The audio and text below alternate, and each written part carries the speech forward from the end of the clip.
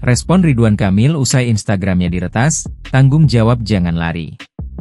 Mantan Gubernur Jawa Barat, Ridwan Kamil mengakui bahwa akun Instagram miliknya @ridwankamil diretas pada Jumat, 11 April 2025, malam.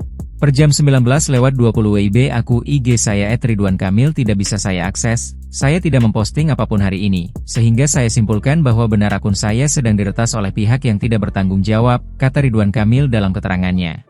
Ridwan Kamil mengaku sudah melaporkan peretasan tersebut kepada pihak Meta sekaligus untuk memulihkan akun Instagramnya.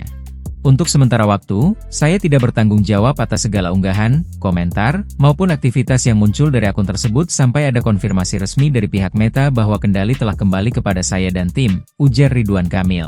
Menurut dia, peretasan ini merupakan pengingat bagi semua pihak akan pentingnya keamanan digital dan perlindungan terhadap identitas asing.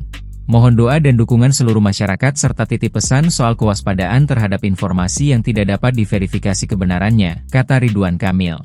Terlihat jika si peretas mengunggah dua gambar pada akun @ridwan kamil. Gambar pertama bertuliskan, "Eng kami kembali kawan, Ridwan Kamil tanggung jawab jangan lari."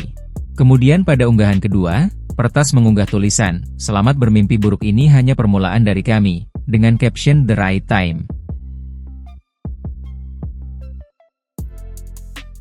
Download Tribun X sekarang, menghadirkan lokal menjadi Indonesia.